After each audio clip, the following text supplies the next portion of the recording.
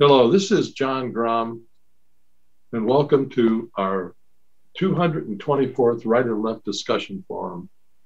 We hold our televised discussions twice monthly to demonstrate the value of civil, productive, open-minded political dialogue. Today, our panel is going to discuss the intersection between politics and public schools. To what extent do politicians influence the conduct of public schools, and is it a positive thing? Our panel starts with Tom Finley, a retired Vice President of Human Resources at Rubbermaid Incorporated.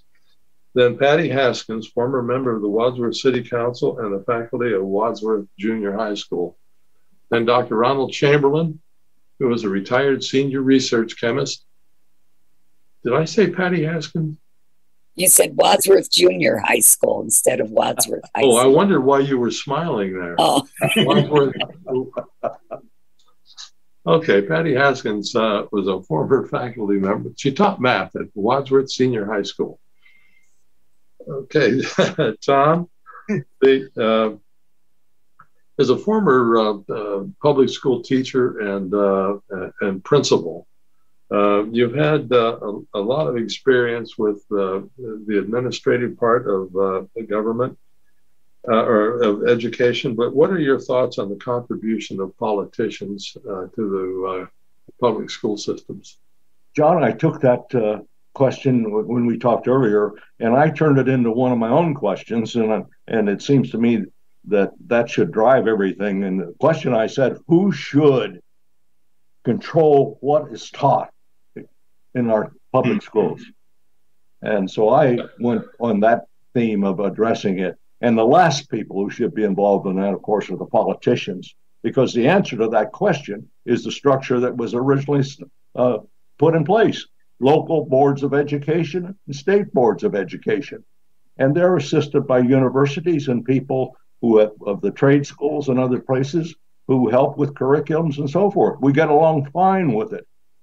Now is where we're having trouble, because now is where we have the politicians using it as a springboard to sell their own brand of whatever sounds good. Well, Mary was going to read an article that you had picked out that sort of summarized a lot of things. Yes, this is from the Week magazine of this week, June 2nd. And the whole article, which I won't be reading to you, is Censoring Ideas and Rewriting History. Excuse me, just one second. If you don't subscribe to or use the Week magazine, I highly recommend it.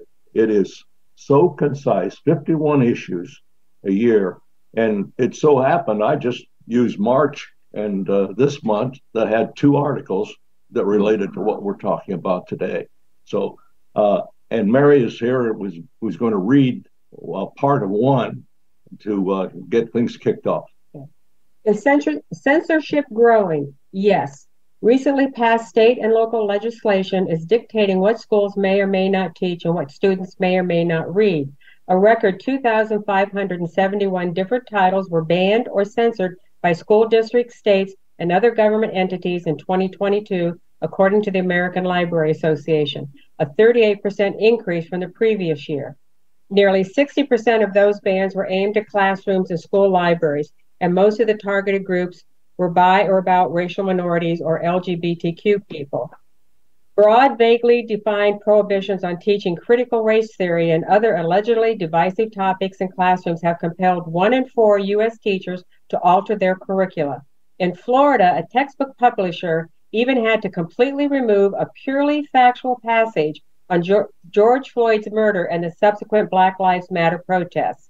In at least a half dozen states, teachers and school librarians now face potential prison time for violating the bans. It isn't just individual books being removed, restricted, suppressed in public schools anymore, said Casey Meehan of the PEN America Foundation. It's a set of ideas, its themes, its identities, its knowledge on the history of our country. Well, Patty, as a former teacher, what do you think of what Mary just read? I agree with that completely. You know, I think people need to understand basically how curriculum is determined. In all of my years of teaching, I, on many times, sat down to write course of studies basically what happens is the state, at least in Ohio, and I can't say that this is the way it is done in all states, but I know what is done here. We have a State Department of Education which develops state standards for each grade level, for each subject area, and each discipline within a high school curriculum. And anything that you teach in high school, in grade school, has to meet one of those state standards. Then what individual school districts do is they have to develop a course of study that is determined by that particular state standard. For example, if I were writing and did write course of study for trigonometry, I had to list all of the topics that would be covered throughout the school year. And any topic that I listed had to be included in one of the state standards. If it was not, it could not be taught, so that I couldn't veer off of the path that was required. I did not have to teach all of them because you may run out of time, but I had to stay within that realm. That course of study was then submitted to the school board for approval. And from that course of study, I would develop... Pardon me, Patty, was that just the local school board or also the state school board? The local school board. Okay. And then with that course of study, I could develop my lesson plans. And in my lesson plans, I could only teach what was in the approved course of study. Again, I did not have to teach everything within it because, again, because of time constraints, you may not be able to cover everything. But in order to teach it, I had to make sure that what I was teaching was contained in that approved course of study, which was developed from the state standards. After that is approved, and I write that course of study and I do my lesson plans, you have to adopt a textbook. Now, some people assume that the textbook is adopted and then you teach to the textbook, and that's really not the case. What you do is you develop your course of study, and then you have to go out and review various textbooks. And whenever we did this, we may look at 15 different textbooks for a particular subject. And you have to find the one that best matches your course of study, because all you can teach is what is in that particular course of study. So you're limited there. Now, all of this is done without any help from politicians, because it shouldn't be involved in politics. It's what is good in education, what is correct, what is accurate. Now you can do other things. For example, I used to always go to one of the English teachers and have them review the math textbook to check on the reading level within each textbook. Because, for example, if you're adopting a textbook for a 7th grade math course, you don't want the reading level within the textbook to be at an 11th grade level. And you'd be surprised how much of a discrepancy is in that. So you would use other experts in order to make sure that the textbook is correct. What seems to be happening now is what Mary is alluding to in the article that you read, and what Tom referred to, is many politicians have decided that certain things should not be taught. And if a particular fact in history is different in fact than what you really believe, you should be able to object to it, and you should be able to determine that that will not be taught. We've seen the advancement of CRT claims, and that all of a sudden everybody is teaching CRT, yet I find it very difficult to find anyone who claims that really understands what CRT is and can at least give me a decent definition of what CRT is. I see the banning of books because certain people are offended by different things. And in some states, if you're simply offended by a book or claim to be offended, you can get that book pulled from the shelves. And what one party has done in our country is to latch on to this fear of education, the fear and the idea that parents are being shut out of education when they are not, very honestly, and to use that as a cudgel in order to gain control of various political ideas and to get certain people elected. I think we saw in the case in the state of Virginia, this was kind of the center of a lot of the complaints about CRT and what was being taught and at school boards and so forth in recent elections. And it completely changed the tenor of those particular education facilities. And it led to the election of certain politicians that were using this idea of parent control in order to boost their political careers. And that's not what education is about. I have, 99% of the time in all the years I taught, I never considered the political party of anyone that I was writing a course of study with. It shouldn't make a difference.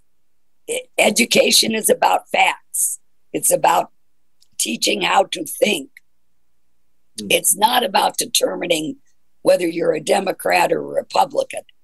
And unfortunately, with government involvement and political involvement in particular, it's becoming that. Yeah, I've got one question for you before we go on to Ron. When you would prepare I guess I'd call it a course study. Course of study, yes. Submit it to the board.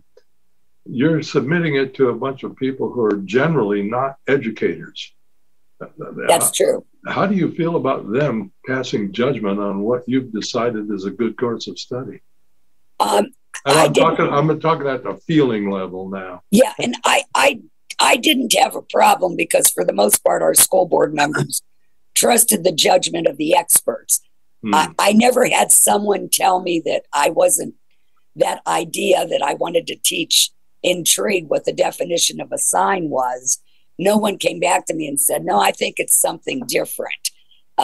They looked at basically the comparison between the course of study and the state standards, and they could make that analysis to make sure it was covered within it. So, hey, Ron, what are your thoughts? I don't have much to add to this. No, I haven't heard anybody use the word cudgel for quite a while. So,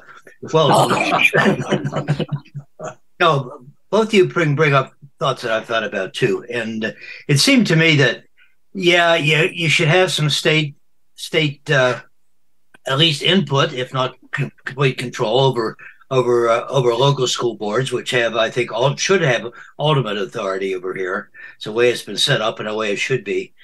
So I think it's kind of, it seems to me that there's a balance there that you have to hit.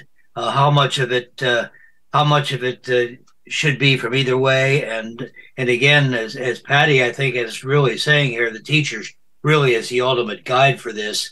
How you interpret the state standards and how you put that together. Secondly, there's this whole business that now politicians are in it, mostly because of, I guess it's termed culture war things. State of Ohio just passed a bathroom bill, transgender people. So I read. Well, this is ridiculous. Let's let your local community take care of things like this and stay out of it. So I think also probably how much the state government or the national government gets into this is probably who's in charge at the time, who's in the power. And I have no doubt that in a complete liberal environment, we'd be teaching things differently. And we would not be complaining about the things that the government is doing here in terms of book banning and so forth. We'd have our own set of standards. And I'm sure that's true. The older I get, the more I try to look at both sides of the picture. So I don't have a lot to add to what either of you folks have brought up here. I agree with pretty much all of it. And I think it's a problem when politicians get into it. And even here in the state of Ohio, the politicians are even making a strong effort to modify the state school board. They want to take a lot of the power away from that and give it to a group of people who will be appointed by the governor. And we have a different governor that'll come out and bite him sometimes. So you got to be careful about that too if you're a politician. So there, I don't have a whole lot to add to this. I agree with what you folks are saying, and I appreciate your comments. Well, think about this question, Ron, or I'll lay it out there for everybody. I can't right now. I'm having trouble recalling the exact years of the Carter administration, but when we developed the Federal Department of Education, and I'm wondering what difference that made. Was it an improvement or a negative, or? I mean, the federal government being involved. I know that Ronald Reagan ran against it. In fact, he swore during his campaign that he was going to eliminate the Department of Education, but he never did. What are your thoughts on that? Name me one government agency that ever goes away. Once it's formed. Well, again, that's a matter of balance, isn't it? How much oversight do you need? How much oversight could you get on any level? And I'm sure that it was probably just hopefully developed to right some wrongs that were perceived as happening on the state levels, and to keep an overall uniform state. Unfortunately, people aren't uniform, and education can't be uniform to supply everybody's needs. And I think Patty would certainly be the first to attest to that. Each student has their own ability to grasp something, and how do you teach to that so that you try to get the most people that you can educated with what you're trying to teach. So I think again it's probably a matter of balance. There's probably good and bad come out of that, and I don't have specifics on that, but. So, okay, Tom, were you teaching during the Carter administration? I started teaching in 1956 at UO Light in Barber. Eisenhower, right? Yeah. Well, I know, but then you taught for some years after that. Yes, I did. I was in education for 20 years. So you were there when the Department of Education was formed. Yes, and I was opposed to it. The Department of Education would assume that education was like the railroad. You know, it was railroad tracks, and they had to be uniform and across the country and everything else. Education is a matter of culture, and the cultures in various communities are different. Many of them are the same. The basics are there and whatever. Barberton, a rough, tough town. Who would have thought Barberton and the leadership of the board would have established classes for gifted children? Well, they did. Now they didn't define. In fact, they required that the same courses and curriculum be followed. So Patty was in the 5th grade, and she wouldn't remember this, and it wouldn't have dawned on her at the time. So what did I do? In the first 8 weeks of school, I taught the entire curriculum. And then I created curriculum for gifted kids. And the biggest problem was finding books and that sort of thing that would fit. Anyway, free. No one had anything to say except compliments. Well, with that creation of the gifted program, was that entirely a local initiative? Yes, it was. And it required an IQ of such and such, and they were tested accordingly, and that's how people were selected for it. Unfortunately, they didn't do the same thing with teachers. We went through a lot of teachers who were overwhelmed with the gifted classes. But it was a success. And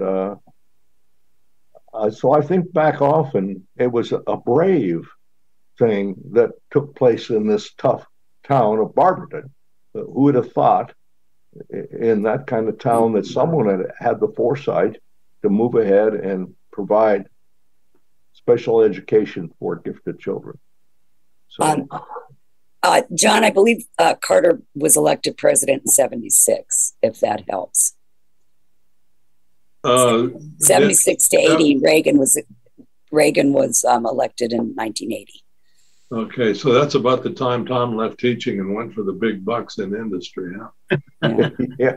You know, I look at the Federal Department of Education, though, as there to make sure that national laws are upheld. For example, whether it be ADA or Title IX, you know, there were programs that were being passed and rules against segregation within the country.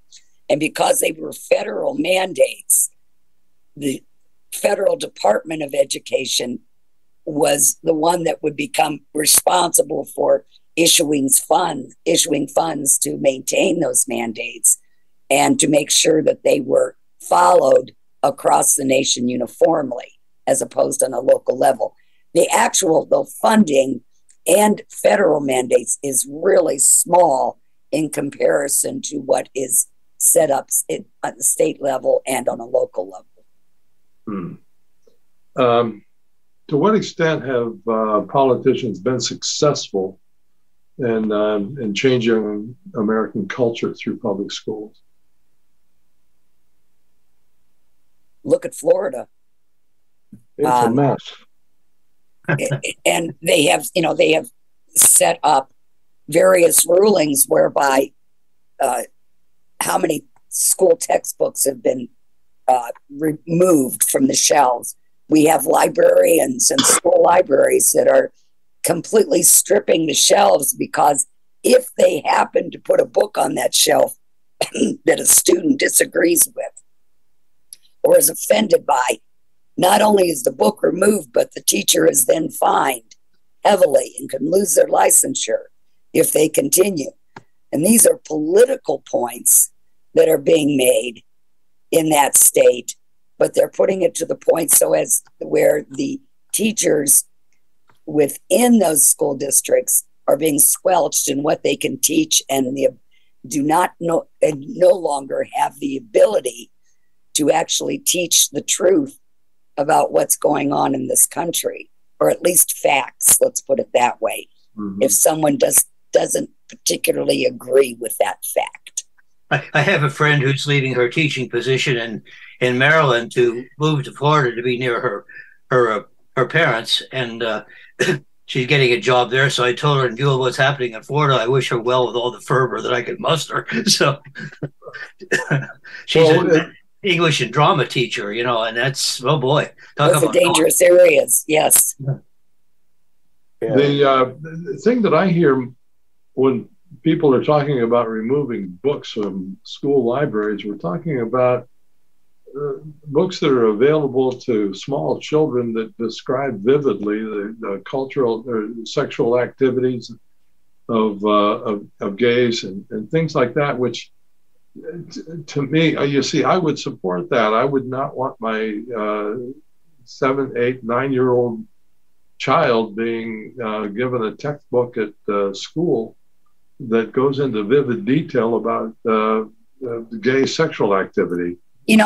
There's no way that I would say that hasn't happened at all. Absolutely. However, I don't think that it's not something that's prominent or is going on. My concern is because it's not restricted to that.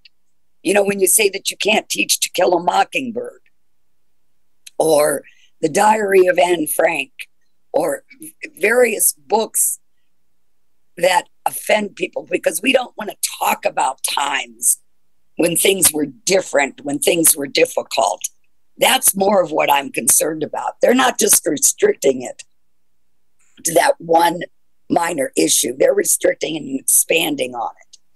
And that's where I have a problem.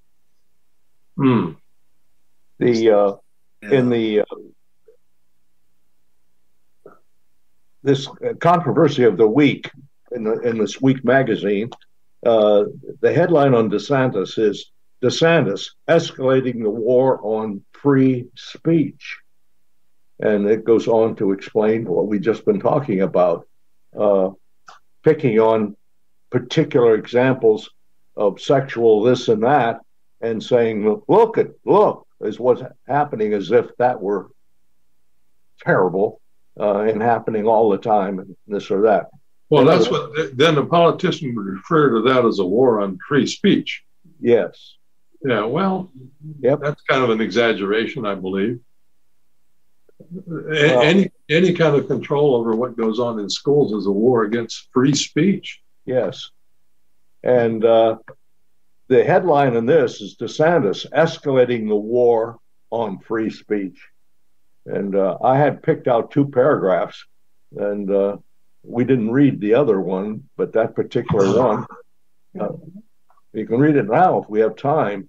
Mary can sit down and... Well, we don't have time for that. We've got about 15 seconds. And what I'd like to do with that time is I've got a kid sister by the name of Becky who watches our program while she's on her treadmill just about every day. So I'd like the whole group to say hi to Becky. Hi, Becky. Hey, thank you. See you all. Don't fall off the treadmill.